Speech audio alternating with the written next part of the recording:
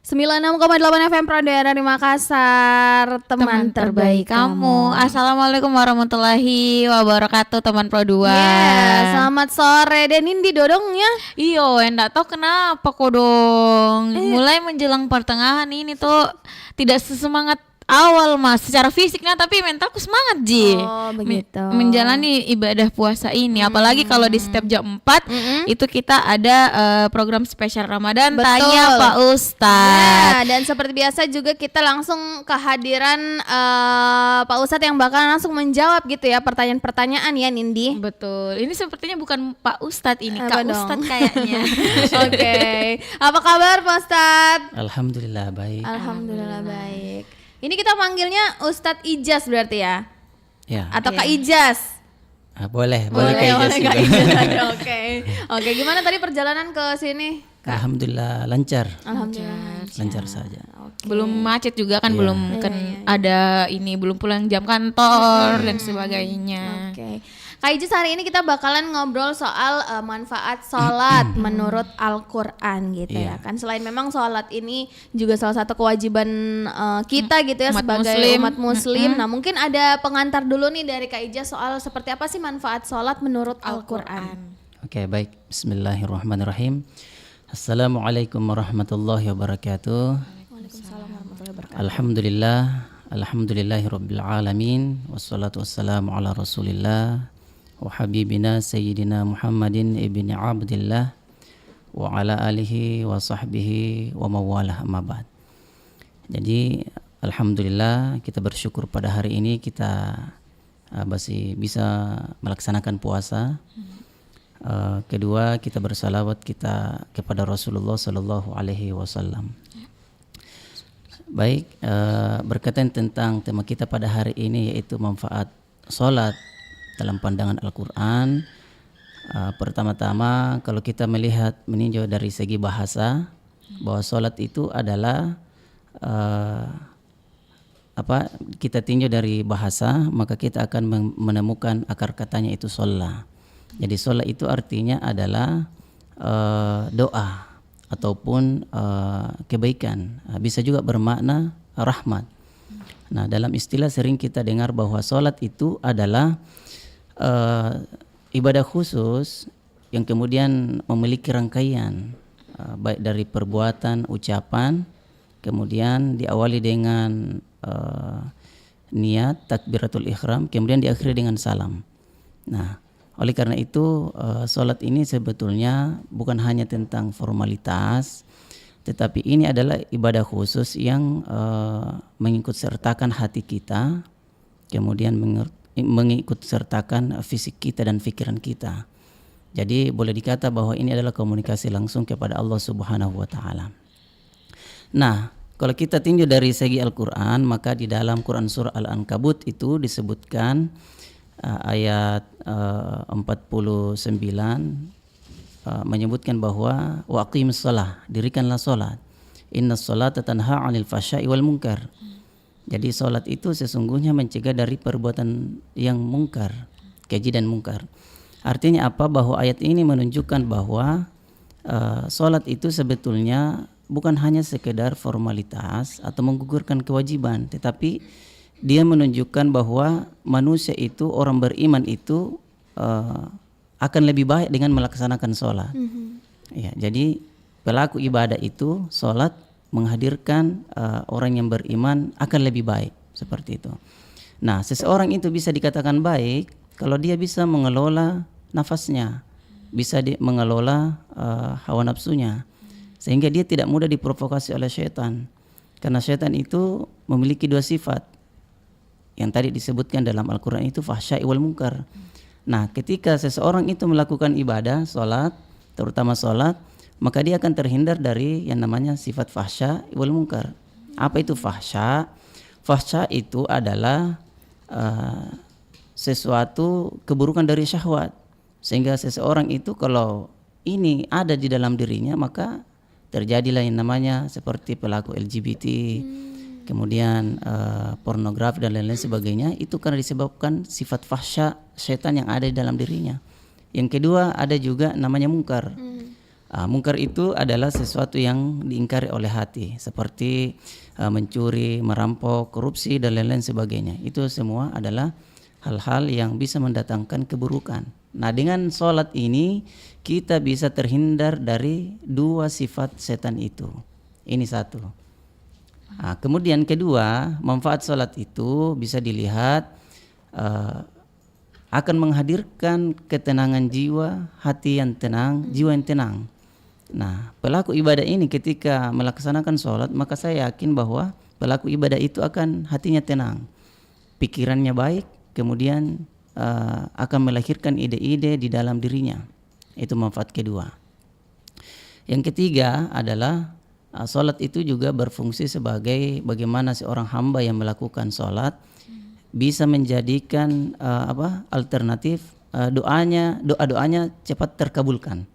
Sebagaimana di dalam Quran disebutkan bagaimana Nabi Zakaria sementara sholat berdiri dalam keadaan sholat kemudian meminta kepada Allah untuk diberikan keturunan.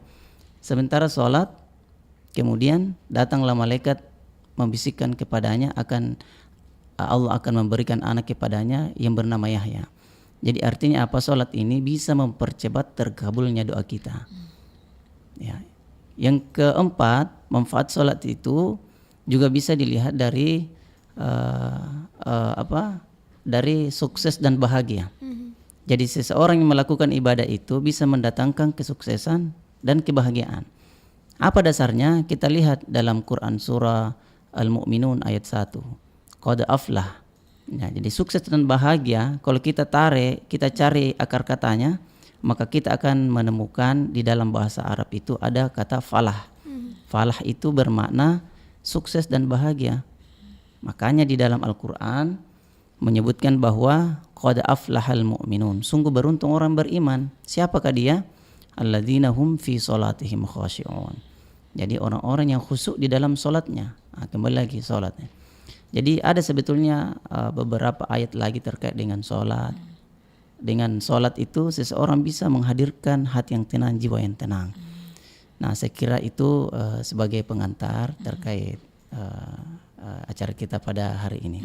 Berarti memang banyak sekali Pak Ustadz ya, Iya. menenangkan hati, menjauhkan kita dari perbuatan-perbuatan yang mungkin seharusnya kita jauhi gitu ya. Betul. Nah, apalagi di bulan Ramadan ini Ustadz itu semakin banyak juga manusia yang mungkin sehari-hari sering meninggalkan sholat, tapi kemudian rajin lagi di bulan Ramadan, atau yang tadinya sehari-hari sholat tapi tidak tepat waktu di penghujung waktu. Nah, di bulan Ramadan ini jadinya Lebih tepat waktu gitu lebih ya. tepat waktu. Nah, sebenarnya keutamaan sholat di bulan Ramadan itu seperti apa, Ustadz? Iya. Jadi kalau kita berbicara tentang keutamaan sholat, sholat itu sebetulnya keutamannya bukan hanya sekedar di Ramadan, tetapi lebih kepada Ramadan itu sendiri. Keutamannya kan dilihat dari nilai pahala yang banyak. Jadi Ramadan ini adalah tempat wadahnya yang mulia. Kalau kita mengerjakan ibadah yang wajib yang diperintahkan oleh Allah, maka pahalanya akan berlipat-lipat ganda di sisi Allah Subhanahu wa taala. Oke, berarti memang Ramadannya sendiri gitu yang spesialnya Pak Ustadz. Karena kalau sholat ya memang kewajibannya kita dan ketika dikerjakan di bulan Ramadan artinya pahalanya berlipat ganda gitu ya. Oke. Nah Pak Ustadz, kalau misalnya boleh ditanya nih, kalau tadi kan ada sempat Pak Ustadz bilang bahwa sholat itu bisa mempercepat doa dikabulkan gitu. Nah, tapi kira-kira ada enggak sih Pak Ustadz doa yang mungkin kita panjatkan tapi tidak dikabulkan gitu, atau mungkin belum bisa didengarkan sama Allah Subhanahu wa taala gitu Pak Ustadz? Iya. Jadi di dalam ibadah sholat itu terkadang kita sebagai hamba ini kan banyak berdoa. Adapun doa-doa kita itu ada yang dijawab oleh Allah Subhanahu wa taala ataupun ada yang diijabah langsung. Kemudian ada doa-doa yang memang ditunda. Artinya apa? Bahwa tidak semua permintaan kita itu kemudian langsung dijawab oleh Allah Subhanahu wa taala, tapi Allah lebih tahu apa yang menjadi kebutuhan kita. Kapan waktunya dan kapan waktu yang tepat untuk diberikan kepada hambanya. Oke, berarti memang itu kembali lagi Allah Maha tahu gitu Betul. ya Pak Ustadz ya. Jadi untuk teman Podua yang merasa doanya belum dijabah, jangan merasa kecil dulu Ustadz Ya, karena betul. siapa tahu memang belum waktunya. Nah, itu dia. Oke, jadi memang perbanyaklah saja terus berdoa Ustadz karena kita tidak pernah tahu kapan doanya akan dijabah. Dan doa mana yang akan dijabah? Iya, betul. Iya. Oke, ini Ustadz pertanyaan selanjutnya. Ini kan berkaitan mungkin dengan pertanyaan aku yang sebelumnya tentang menjaga ketepatan waktu saat melakukan sholat. Nah, seperti apa sebenarnya Islam memandang itu, Ustadz? Iya. Kalau kita berbicara tentang waktu, ada hadis yang disampaikan oleh Rasulullah Sallallahu Alaihi Wasallam yang diriwayatkan oleh Ibnu Mas'ud. Rasulullah Sallallahu Alaihi Wasallam suatu ketika pernah ditanya oleh Ibnu Mas'ud. Ibnu Mas'ud bertanya, ya Rasulullah, ibadah apa yang paling utama? Maka kata Rasulullah adalah as-salatu. As-salat adalah waktu sholat yang sholat dengan waktunya, sholat dengan waktunya. Nah, tetapi dalam hal ini pendapat para ulama juga berbeda.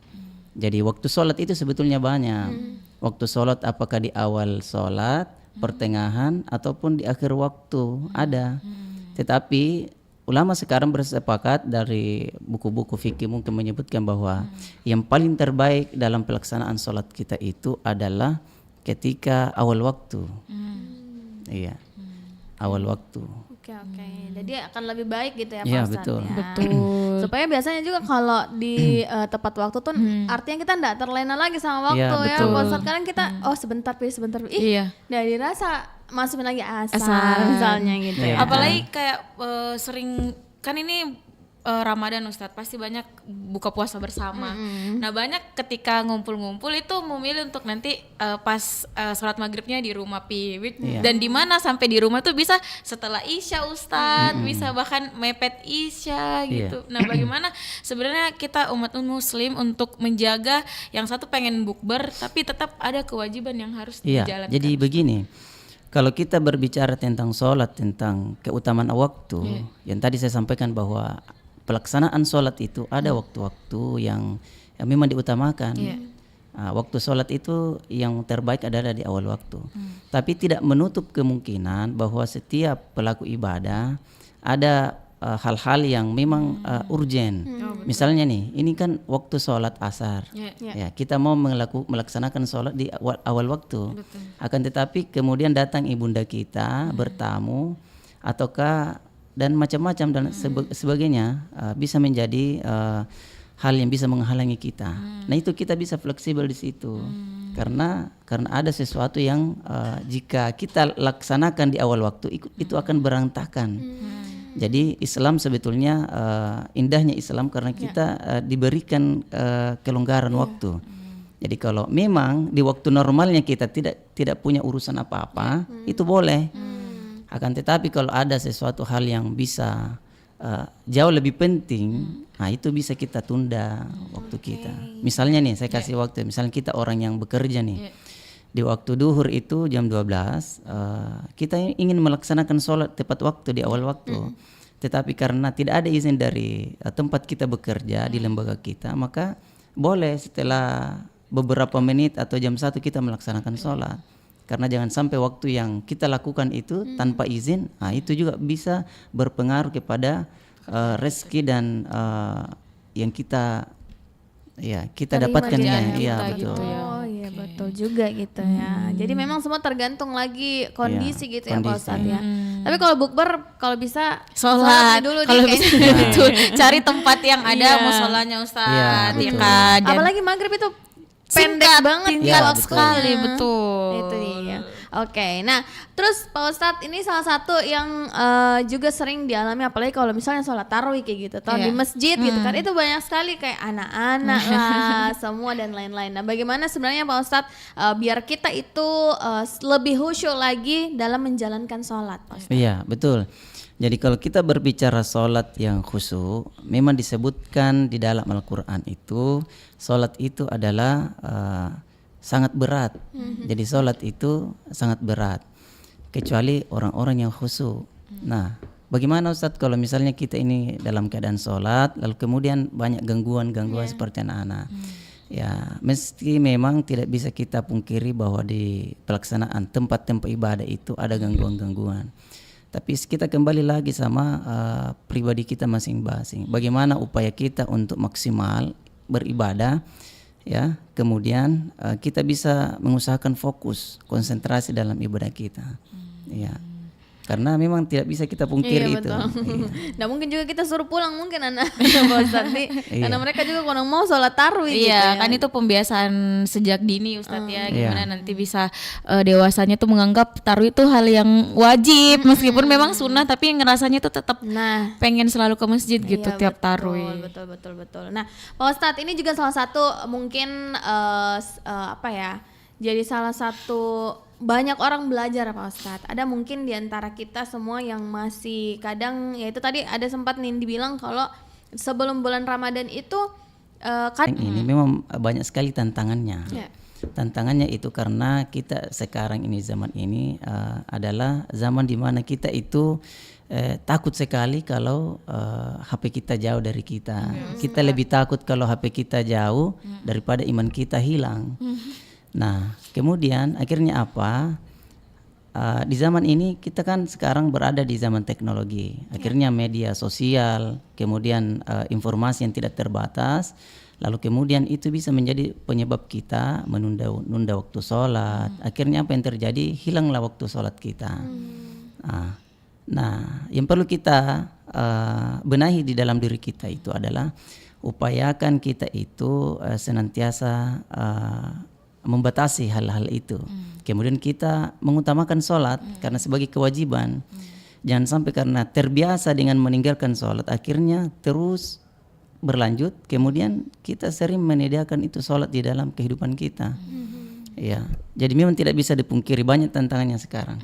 Makanya Nabi itu pernah ditanya oleh sahabat, bagaimana kita ini bisa istiqomah di dalam sholat? Maka perbaharui iman. Iman itu senantiasa keluar masuk. Hari ini kita betul-betul beriman. Besok tidak lagi. Besok kita sholat, besok tidak. Makanya Nabi mengatakan ketika kita selesai sholat, perbanyak mengucapkan la ilaha illallah Muhammad Rasulullah. Ya, jadi supaya iman itu kembali kepada kita. Karena biasa iman itu keluar masuk. Ya, makanya ada doa yang diajarkan Nabi itu, ya muqallibul qulub tsabbit qulubana wa ala dinik. Ya Allah, ya Tuhan kami yang membolak-balikkan hati kami, kokohkan kami dalam agamamu dan dalam ketaatan. Ini yang tadi pertanyaannya itu. Jadi harus konsisten, istiqomah dan senantiasa memperbaharui iman kita. Apalagi di zaman sekarang ini banyak tantangannya. Betul. Oke. Jadi memang intinya balik ke diri masing-masing, harus terus harus terus membiasakan diri juga, membiasakan diri. Oke, baiklah. Nah, Pak Ustadz, nanti kita sambung lagi pertanyaan-pertanyaannya sambil buat teman Pro 2 juga yang mungkin mau nanya-nanya ke Pak Ustadz ya hari ini, boleh di 0811 410 968. Boleh ke Instagram juga @RRI_Pro2 Makassar, dan boleh ke di YouTube. RRI Digital juga. Mau. Aku menunggu waktu yang tepat. Di RRI Digital, download di Play Store, App Store kamu, dan kita lagi live di YouTube Pro2 Makassar. Betul sekali. Jadi jangan lupa nanya-nanya sekarang ya.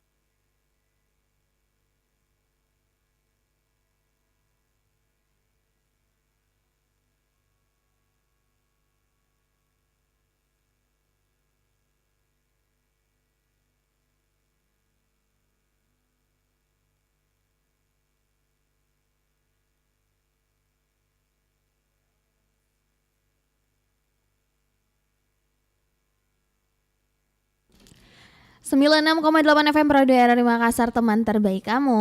Betul, masih bersama Kak Ustadz Ijaz.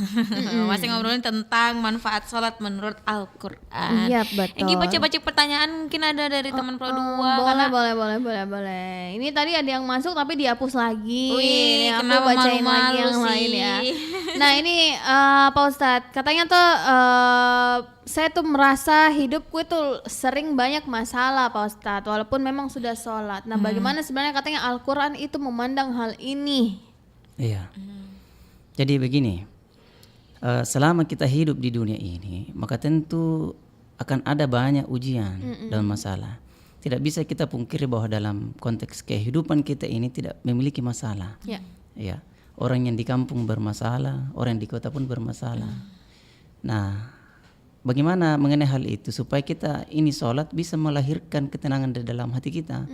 Makanya Allah mengatakan di dalam Al-Quran, Allah mengatakan ala bidzikrillahi tatma'innul qulub. Hanya dengan mengingat Allah hati kita akan menjadi tenang. Ya. Jadi cukup mengingat saja itu bisa menenangkan diri kita. Nah, mengingat Allah itu ada lagi yang lebih di atasnya lagi. Misalnya membaca Al-Quran itu juga bisa mendatangkan ketenangan di dalam diri kita. Ya. Iya, jadi kalau ada orang yang mengatakan saya juga sholat tetapi tidak tenang, maka perlu kita terus upayakan agar sholat yang kita kerjakan itu bisa melahirkan ketenangan hati dan jiwa di dalam diri kita. Kalau ada orang yang sholat tetapi masih tidak tenang, perlu dipertanyakan sholatnya bagaimana. Betul. Itu juga yang pernah ku tanyakan Ustadz, dan jawabannya adalah coba diperbaiki dulu wudunya, coba lagi diperhatikan lagi hal-hal kecilnya, apakah sudah benar gitu untuk mendapatkan ketenangan ya. Sama kalau pengalaman pribadi Ustadz ya, kalau boleh sharing sedikit, itu sebenarnya kita bukan mendapatkan ketenangan Ustadz, sebenarnya kita udah mendapatkan ketenangan, tapi emang manusia tuh semakin ada yang dicari maka semakin jauh rasa hal-hal yang cari itu Ustaz. Padahal sebenarnya dekat.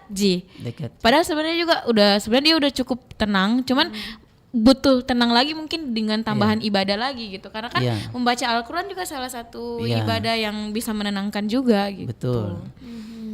Jadi seperti ini, terkadang memang di dalam diri manusia itu ada yang sering membisikkan hal-hal yang membuat jiwa kita tidak tenang. Jadi tidak bisa dipungkiri ada potensi yang luar biasa. Yang dimaksud itu adalah jiwa. Dalam bahasa Arabnya itu adalah nafs, jiwa, ruh. Nah jiwa ini terbagi lagi. Ada jiwa yang tenang, ada jiwa yang selalu mengarah kepada kebaikan, ada juga jiwa yang selalu mengarah kepada keburukan. Nah, dalam Islam kita sering dengar namanya nafsu ammarah. Kalau nafsu ammarah itu cenderung kepada keburukan. Inilah yang kadang-kadang membuat kita tidak tenang di dalam hidup kita. Kalau nafsu lawamah itu selalu cenderung kepada kebaikan. Jadi sesungguhnya nafsu itu cenderung kepada kezaliman. Tinggal kita ini bagaimana bisa mengelola hawa nafsu itu supaya tidak menghantarkan kepada sesuatu yang buruk, apalagi menghantarkan kita kepada sesuatu yang tidak membuat kita bahagia di dunia. Seperti itu. Oke. Nah, ini Pak Ustadz ada juga yang bertanya, sebenarnya tadi sudah sempat dijawab juga, tapi mungkin boleh dijelaskan kembali Pak Ustadz dari 0823 3333 sekian. Lagi mantau live-nya katanya dari jam 3 tadi. Ustadz, saya Salman mau tanya, bagaimana katanya Al-Quran menjelaskan pentingnya salat dalam kehidupan seorang muslim. Iya, betul. Terima kasih gitu katanya. Oh, ini sahabat saya ini dia. Sahabat saya Allah, Kak Salman. Iya. Jadi kalau kita berbicara tentang pentingnya sholat, maka banyak sebetulnya ayat-ayat mengenai tentang pentingnya sholat itu. Salah satunya itu di surah Al-Baqarah ayat 43 yang menyebutkan wa aqimus sholata wa atuz zakat warka'u ma'ar raki'in. Jadi kita itu diperintahkan bagi seorang muslim untuk mendirikan sholat. Jadi sholat itu memang berat. Wasta'inu bis sabri was shalah, mintalah pertolongan kepada Allah dengan sabar dan salat. Wa innaha lakabiratun illa 'alal khashi'in. Sungguh salat itu sangat berat kecuali orang yang khusyuk. Seperti itu. Baik, Kak Salman semoga sudah menjawab ya. Iya. Kalau tidak nanti bisa langsung chat saya sama Kak Ijaz. Oke. Nah ini juga ada nih Kak, tadi katanya sempat disebutkan juga sama kita Pak Ustadz kalau sholat itu bisa mencegah katanya perbuatan keji dan mungkar. Tapi kenapa katanya kadang masih ada juga yang rajin sholat tapi katanya perilakunya itu belum bisa berubah. Iya, betul sekali. Jadi banyak orang yang melakukan ibadah akan tetapi ibadahnya itu masih jauh dari kekhusyukan. Makanya tadi ada ayat yang saya sebutkan di Quran surah Al-Mu'minun, alladzina hum fi sholatihim khushu'un. Jadi orang-orang yang beruntung itu hanya orang-orang yang khusyuk sholatnya. Ya. Lalu bagaimana Ustaz? Masih banyak pelaku ibadah tetapi masih melakukan juga yang namanya kemaksiatan seperti itu ya. Itu tadi saya sebutkan bahwa di dalam diri manusia ada jiwa yang selalu mengarahkan kepada keburukan yang disebut dengan fahsya, kemudian mungkar. Itu dua hal itu adalah sifatnya setan. Nah, kalau ada pelaku ibadah tetapi masih melakukan dua hal ini di dalam kehidupannya, perlu dipertanyakan sholatnya. Karena sesungguhnya sholat itu mencegah daripada perbuatan keji dan mungkar. Itu tadi ayatnya saya sampaikan. Inna sholata tanha anil fahsya'i wal munkar. Sholat yang baik menurut syariat, kemudian kita kerjakan dengan baik, penuh dengan kekhusyukan, maka tentu akan menghadirkan hati yang tenang, jiwa yang tenang.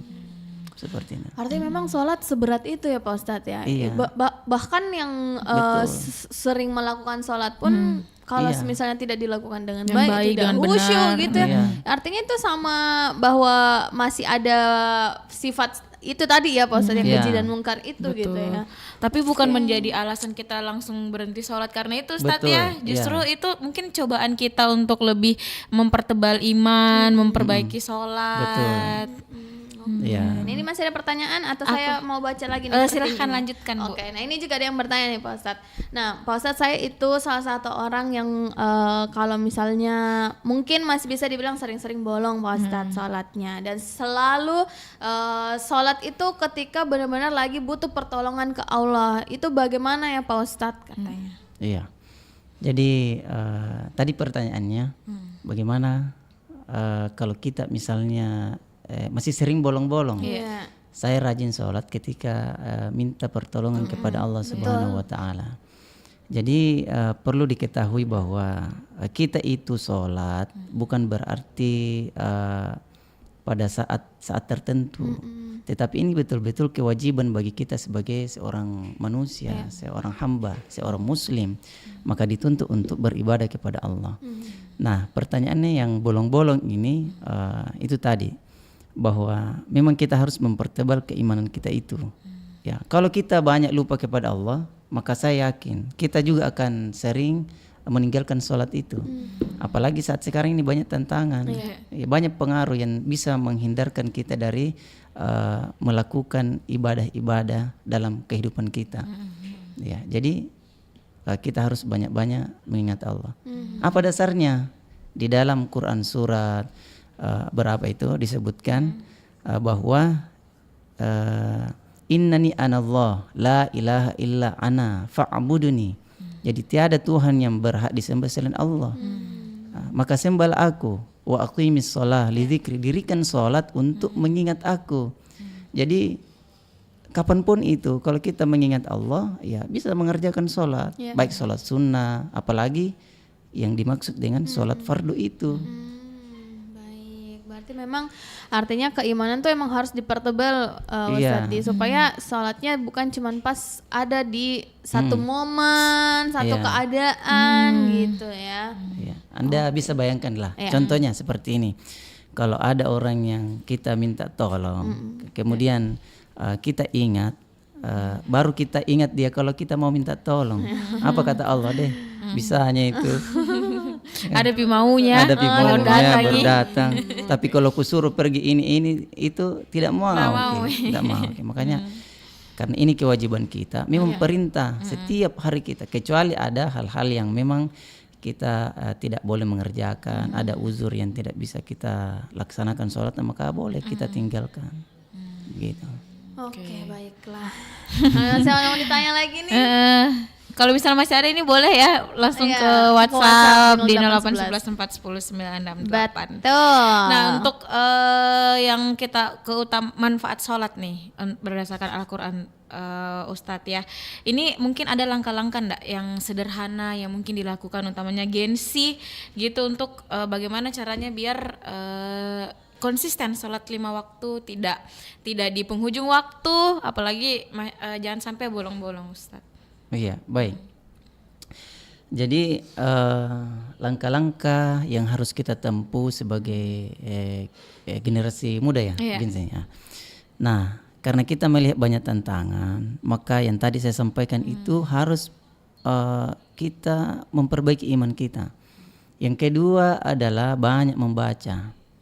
Kenapa ada orang yang masih saja melakukan ibadahnya itu, ibadah wajib itu masih bolong-bolong karena keterbatasan pemahaman kita kepada sesuatu yang wajib. Makanya pikiran itu, tindakan itu bisa lahir karena cara berpikir kita yang baik. Cara kita berpikir baik karena itu diperoleh dari hasil bacaan-bacaan kita. Kalau kita membenahi diri dengan iman, banyak membaca, dengan berilmu, maka akan mempengaruhi segala tindakan kita, mempengaruhi segala ucapan kita, mempengaruhi juga segala amal ibadah kita yang kita kerjakan selama kita hidup. Nah, itu dua hal. Nah, ini kebetulan ada yang masuk lagi, Pak Ustadz. Masya Allah. Ini katanya dia tuh adalah orang tua yang baru gitu, maksudnya Oke. baru jadi orang tua. Tua. Nah, ini memang anaknya masih kecil sekarang, Pak Ustadz. Tapi katanya kan pasti seiring pertumbuhan anaknya juga, dia juga salah satu yang punya kewajiban, Pak Ustadz, untuk mengingatkan. Tapi bagaimana katanya kalau misalnya ini anaknya sudah diingatkan terus tentang sholat, tapi ternyata nanti anaknya suka juga begitu, masih bolong-bolong, itu seperti apa hukumnya, Pak Ustadz? Iya. Jadi kalau kita berbicara hukum sholat, jadi hukum sholat itu syarat sah sholat itu kalau dia memang sudah balik. Ya. Ya, hukum sahnya sholat itu kalau memang dia sudah balik, kemudian Islam, kemudian telah sampai kepadanya ajaran agama, maka itu wajib sholat. Kecuali orang yang masih berumur di bawah umur yang belum, artinya belum mumayyiz, belum balik, itu masih belum ada kewajiban perintah sholat kepada si anak. Tetapi begitu dia beralih ke syarat sah sholat seperti usianya sudah 15 tahun misalnya, nah mesti memang dianjurkan untuk sholat. Dalam kisahnya Nabi itu, sahabat Nabi itu harus dipukul itu kakinya, apanya, untuk saking pentingnya sholat itu. Jangan disia-siakan sholat itu, karena itu langsung perintah Allah Subhanahu wa Ta'ala sebagai bentuk rasa taat kita, penghambaan kita sebagai manusia yang lemah di hadapan Allah Subhanahu wa Ta'ala. Oke, dan itu memang dosanya ke orang tua gitu ya, Pak Ustadz ya, Iya. kalau tidak dijalankan sholatnya gitu ya. Iya. Selain ke diri ternyata masih ada ini orang tua juga, Ustadz Iya, ya. tapi mesti juga dipahami bahwa di dalam kita sebagai orang tua, kita mengajarkan kebaikan kepada anak, yang paling utama adalah mengajarkan dengan cara-cara yang baik, dengan kelembutan. Jadi perlahan, butuh proses. Tidak langsung kita menyuruh anak kita sholat, langsung tidak seperti itu. Jadi ada fase-fase memang tertentu ketika anak itu melakukan pekerjaan dengan sesuai dengan niatnya, sesuai dengan keinginannya. Makanya kita orang tua, kita berharap terus berdoa, mendoakan anak kita ketika kita mengajak untuk kepada kebaikan, tetapi belum bisa ya kita banyak berdoa. Oke. Gitu. Tapi itu kan point of view dari orang tua, Pak Ustadz. Kalau misalnya dibalik nih, Pak Ustadz, apakah boleh kalau misalnya anak yang mengingatkan ke orang tua? Karena kan notabene orang tua pasti gimana ya? Maksudnya dia manusia tahu biasa juga kan, tapi Ustadz, kan dia ada lebih juga tua lupanya. daripada anaknya nih, Pak Ustadz. Itu gimana? Apakah boleh anak mengingatkan ke orang Sholat, tuanya orang gitu, tua. Pak Ustadz? Boleh. Dalam hal ini bagi seorang anak kalau melihat kemungkaran boleh mengingatkan, meskipun itu orang tua.